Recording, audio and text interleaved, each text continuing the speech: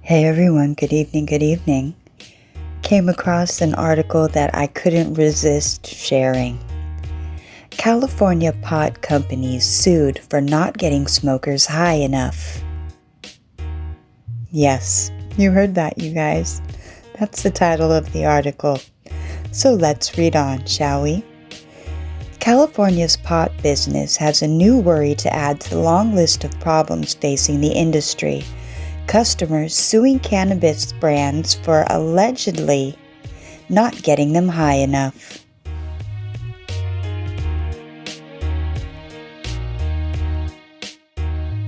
In the past 3 weeks, Santa Monica law firm Duvall & Lunar has sued 4 companies in 2 class action lawsuits alleging the pot sellers have been overstating how much THC is in their pre-rolled joints. Both suits cite an investigation into THC inflation by cannabis news site Weed Week, which commissioned lab tests of pre-rolls being sold in California and found that potency inflation is close to ubiquitous in the market. "I'm not surprised this lawsuit got filed," said Hillary Bricken, a Los Angeles cannabis attorney. "I think a lot of this behavior is rampant in the industry and was only a matter of time before a platform firm would figure it out in the test the waters."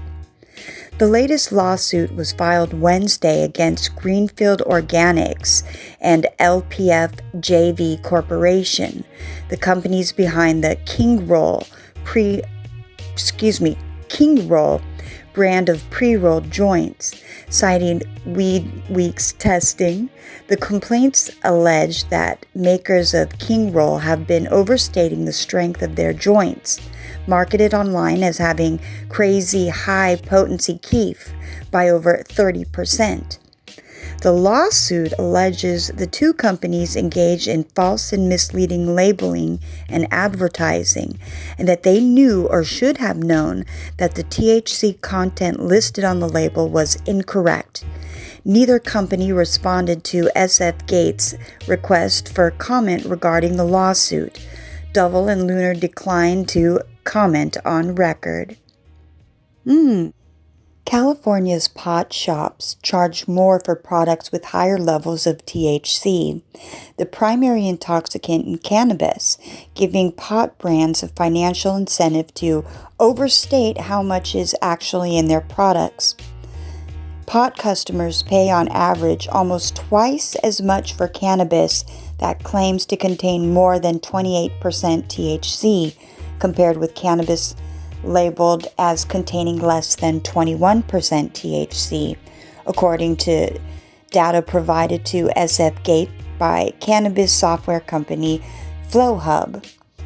Last month, Duvall & Lunar filed a class action lawsuit that marks, I didn't read that right, the lawsuit against the makers of Jeter pre-rolls, one of the state's most popular joint brands, for allegedly engaging in the same type of fraudulent activity. Bricken said both lawsuits have a good chance of moving forward. "The facts as alleged indicate that we have false and misleading labeling and probably false and misleading advertising," she said. "That's pretty serious violation of California's many consumer protection acts." California's Department of Cannabis Control has licensed more than 60 for-profit labs, allowing them to calculate the potency of commercial weed products and test for illegal contaminants. Industry insiders have warned for years about labs calibrating their tests to indicate higher THC potencies in order to attract business. More class action lawsuits could be in the pipeline. In recent weeks, Bursar and Fisher, a multi-state law firm with an office in Walnut Creek, has been running an Instagram ad campaign claiming that customers who have purchased Raw Gardens infused joints may be entitled to monetary damages.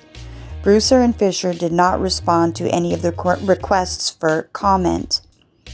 A spokesperson for Raw Garden said in an email comment that they don't believe in cheating the system to inflate THC potency.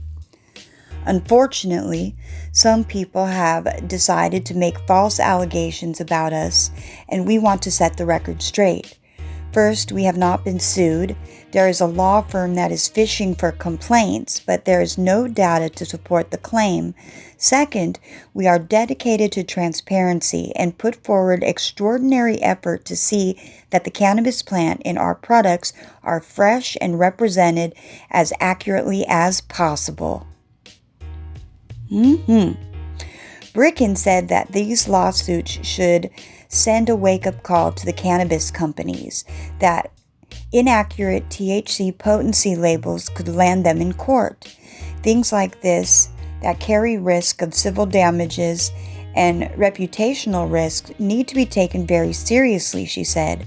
Wise cannabis companies should really sit down in their boardrooms and sort out what a game plan would look like if they got sued. And there you have it, you guys. Welcome to the apocalypse. Have a good one. Peace.